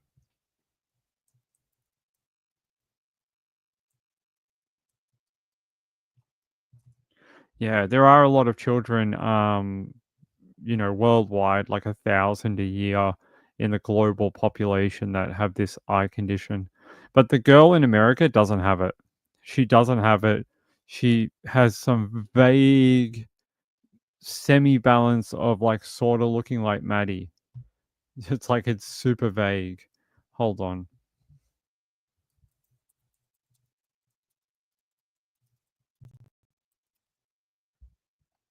Yeah, I'll show you the story. I still think she's crackers in the head. Yeah, here's crackers right here. So this woman, as we can see on her eyes, does not have that eye defect. Therefore, she is not Madeline. And that woman in the UK who's now in jail, she tried to say at one point that her abductors and abusers, because she's Maddie, may have taken her eyes out and swapped them around, to trick people. And I was like, are you sure about that? I don't think so. But this woman does not have that eye defect, therefore is 9. She's 9 Maddie. Kathleen says, wonder what causes the eye thing. Probably, who knows, eyeballs or something. Gayla says she has mental problems. That's what she's got. She's crackers. I told you. Gayla says, yeah. Oh, I heard that. Yeah, so she tried to say people on TikTok were like, hey, your ears are different to Madeline's. And she's like, I got my boyfriend to check my ears. My ears have scars on them. So maybe my abductors or like my fake dad, like maybe they gave me surgery on my ears to make me seem different from Madeline McCann. Please stop the crackers. No more. No mas. No more crackers. These women need to go away. You need to go away. You need to get a job and be a normal person. Go be a teenager or something somewhere and get off TikTok. Because we don't want it. Joe Neal says, seems legit. We'll ask QAnon. They will definitely know. They know where Madeline McCann is. It's part of their Q plan or whatever. Gaylor says, I was laughing so hard when I read that. Oh my God, it's so like, what is going on in the world? Too many people, too many crackers. Let's see. Why do they all claim the same things? This girl claims the same stuff that the other one did. Collins claims that she became suspicious of her family when she tried to get a new ID and couldn't get a copy of her birth certificate. You're more likely to have been in a bad adoption rather than be the world's most famous missing girl. Bad adoptions or illegal adoptions happen so often, it's not even funny. So I would, that's way more likely than you being Madeline McCann. That's way more likely. Even you being a stolen child from a hospital would be way more likely than you being Madeline McCann. They say this woman hasn't shared. Look, here she is again. Looks nothing like Madeline McCann. She looks like some chick from somewhere. She looks like every other girl. They're saying, yeah, people are saying because she doesn't have the eye thing. Here's the other one. She definitely looks like Madeline McCann, right? Definitely. Spitting image. Yeah, so no, they're not Madeline McCann. This one has now been arrested for stalking the McCanns, arriving at their home unannounced several times, and contacting their children on social media, along with contacting the parents several times. She is a stalker. That's exactly what she is. I'm glad the law has caught up with her, and the people that keep blowing smoke up her ass, they are complicit in that crime, and they should be charged as well. Bloody people and their crackers for brains. They say an American woman from Arkansas has made the outlandish claim that she is the real Madeline McCann. Yeah, whatever. Brazenly claiming she has DNA proof. No, you don't. Stop it. Despite her comments being widely discredited, someone is going to come out tomorrow on TikTok and tell us all that they are Tupac. I swear to God, someone is going to come out on TikTok tomorrow and be like, I am Tupac. They're going to be like, wait, why are you 21? Tupac should be like 60 years old by now. And they'll be like, oh, I was trapped in a cryostasis chamber since my disappearance in 1996. And that's why I haven't aged. Sort of like Futurama. And I really am Tupac.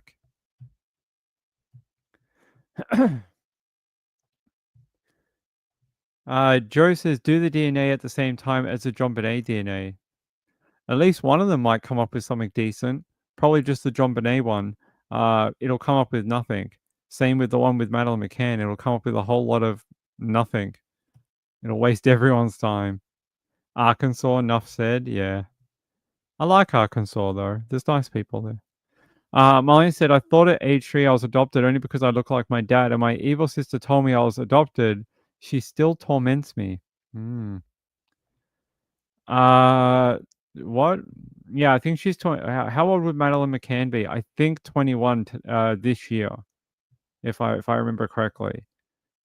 So she'd be a grown woman today. She'd be an adult. And the last thing that we ever saw of Madeline McCann was like, well, this image really. This is the last, the world has ever known of her. Let's see. Yeah, hi MV. I don't know who MV is. Marilyn Clausen? Maybe she's MV? Don't mind the frostbite. Oh, Moonlight View. Oh, that's who MV is. Hey, my friend. How are you? Good to see you. Yeah. I like, so this is the one that got done with stalking after pretending to be Madeline McCann. I love the court sketch. I feel like the artist went into court and went, I'm working with a really crap canvas here. How can I make her seem as dull as possible? I know. I'm going to use a lot of browns. My favorite color in court sketches is brown and orange. That's what I'm going to do. It's going to make it seem very dull. It's a great sketch, by the way. This should go up in like the Guggenheim. It should be like they should have tours for it. Yeah, I'm in Melbourne. I'm in Melbourne, Australia, where it is about 12 minutes to 6 p.m. in the evening here. We've been on since about 4 p.m. in the afternoon. So Kathleen says, Ping, how many children were left in their rooms on that trip where the adults had dinner? So it was a bunch of their friends. I think they called them, they had a weird name for them, like I can't remember what it was, but like, the something 8 or whatever, or the something 7. So there was quite a few. So every half an hour, one of the parents would get up and check on their own children, while after checking on their own children, they would check on the other little kids. And each parent would sort of do a tour of duty every 30 minutes, and sort of that's how they did it. So yeah, actually, I wonder if we can show you a photo. A lot of people think that you could see the room from the restaurant, but you could not. They showed that in a documentary a few years back that it wasn't really visible. Let's see if I can find it.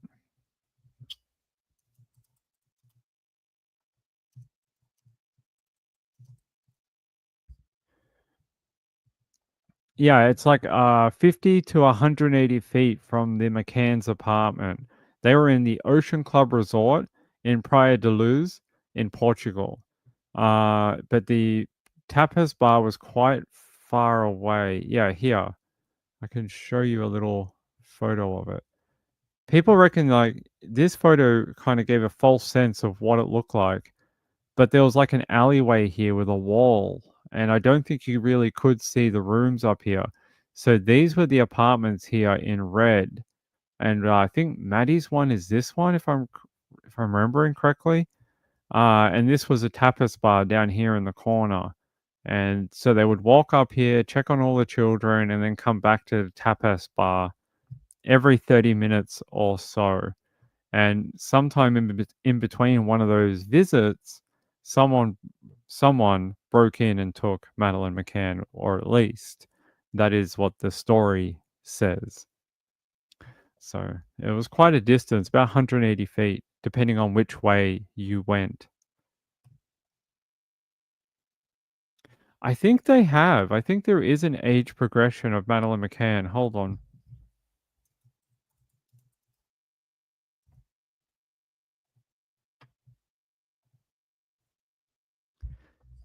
There is a couple. I don't know which one's what, but they did one when she was like 12, and I think they might have done another one. This might be it here. I don't know if this is correct. Here, I'm just gonna say maybe it's this one.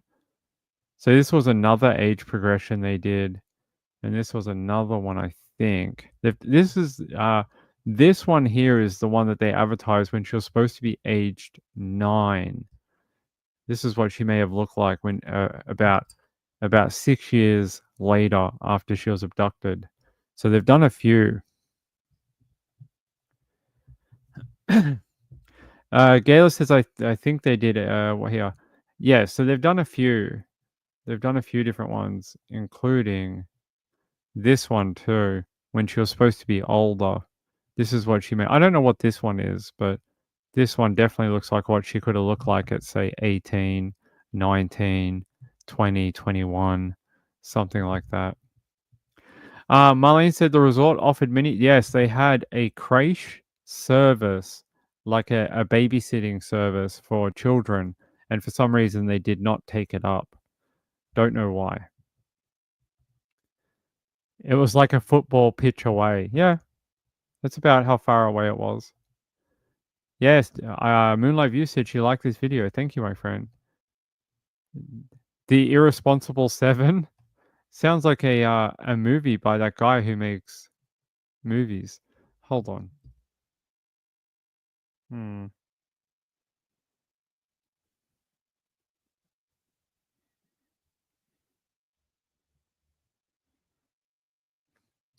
All right, there we go. Let's see. Yeah, you guys are great.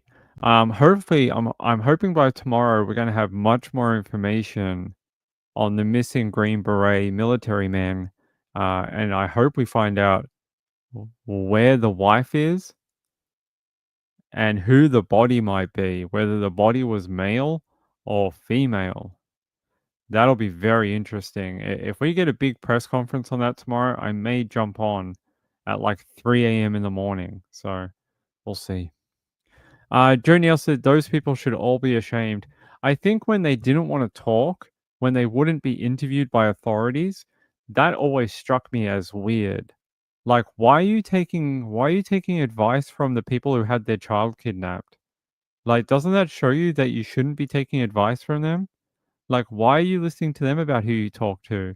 Are you in some sort of like coercive control relationship with them? Are they your boyfriend? Like, what's going on here? Are they telling you not to wear a mini dress, like, you know, outside? Like, what is going on? You are grown people. You don't need to like all like, insulate and only talk to each other. And it's us against the world.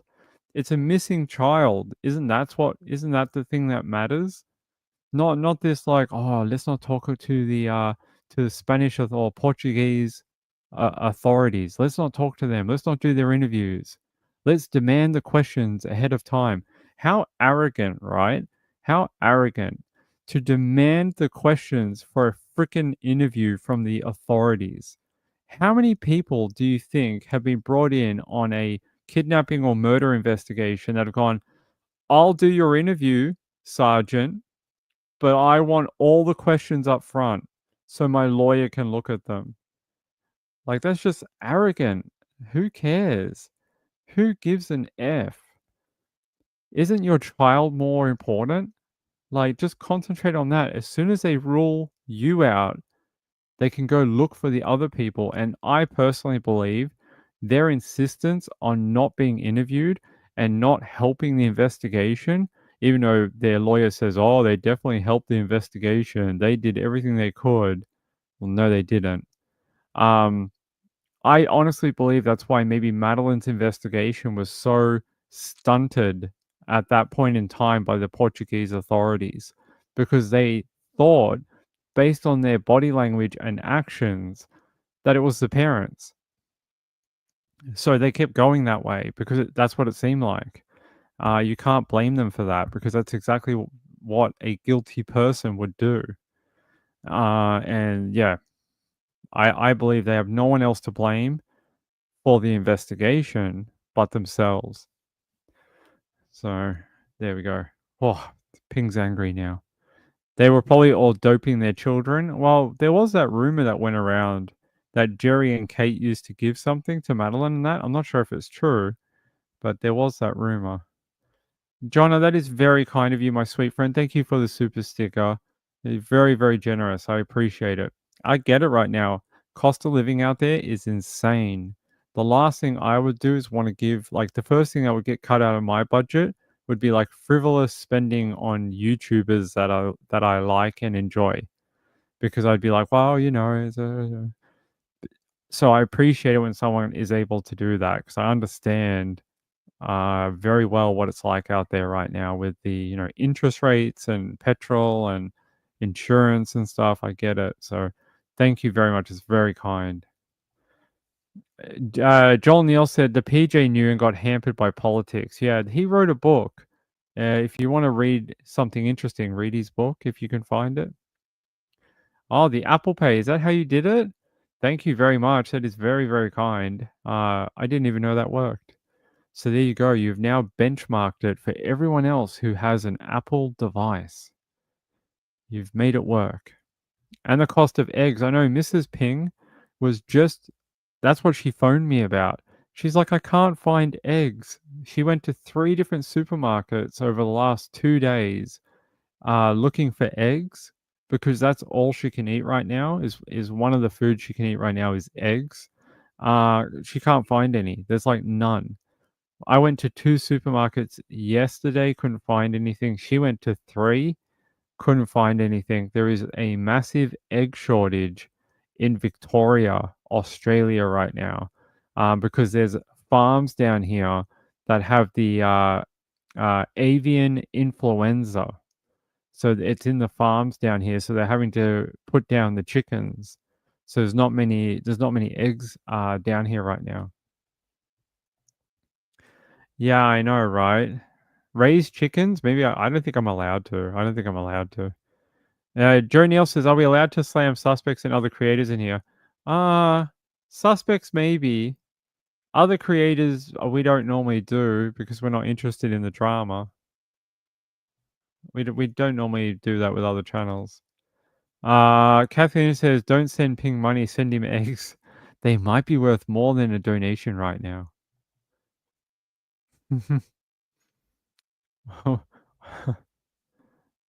I had a really bad joke for you, Neil, but I kept it to myself. I was gonna name a creator. Moonlight View says, "Can you just get her just eggs?" What is just eggs? What the hell is just eggs? Glitter says eggs are about $6. They're about $15 down here for 12. If you want 12 eggs at a good quality free range, about $15. Gayla says cows, etc. are also getting the bird flu. Lots of cats have got it from being fed raw meat. Interesting. And Girl Scout cookies, that's right. Send Girl Scout cookies. Oh, liquid eggs. I don't think we have that here. Yeah, about $15, yeah. 12 quid, nah. About 6 quid. About 6 or 7 quid in UK money. Only by free range, me too. What is it? Just eggs. We do have something like that. Hold on, I'll show you.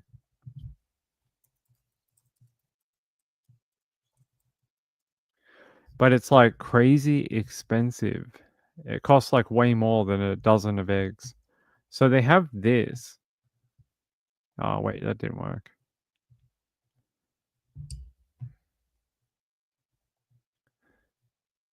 So you can get this thing. But it's only like half a kilo. It's very, very small. So you can get something. Okay. So yeah, there are something like that. Mung bean. That is true. All prices are going down here in the US because of Elon. Maybe we'll have to clone him then. We need some of that stuff going on here. All right. Shrewsbury. Hold on.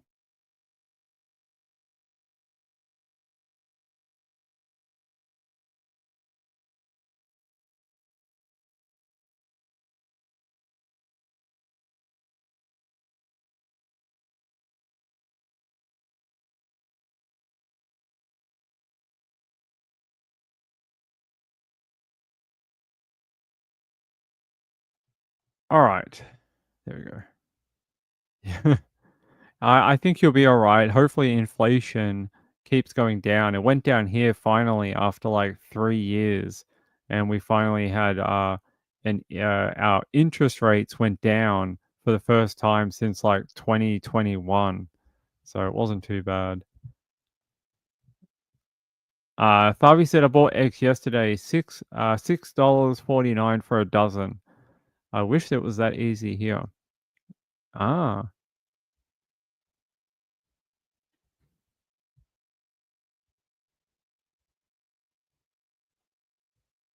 Sorry. Hey, Ben Popcorn. How are you, my friend? Be ready for a recession? Yeah, recession. We'll go back to '09. Maybe. All right, guys, I have to go for the night. It is 6 p.m. down here. We were on way later than we normally are, like an extra hour or so. All right.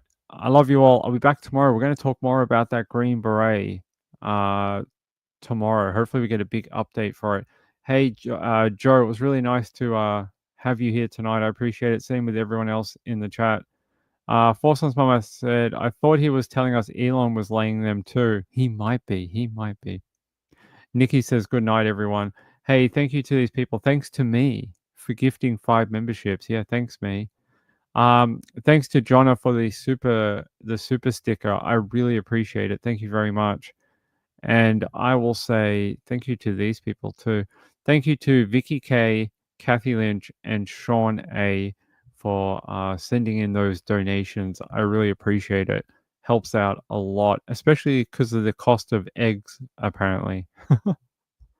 Have a safe night, everyone. We'll be back tomorrow for more true crime and interesting stories from around the world. If you haven't liked and subscribed here, you should. You should hit that button underneath the video, like right now. It'll help, and then you'll get notifications, and you can come hang out again. It's like a lot of fun. Like to take the piss. Yeah, me too. All right. Hey, love you all. Have a great night out there. Be safe. Don't do drugs, and if you do, don't tell anyone that you're doing them. No, that's not the message. Don't drink and drive because of breath testing machines. Yeah, that's it. All right. Peace out. Love you all. I will. Good night.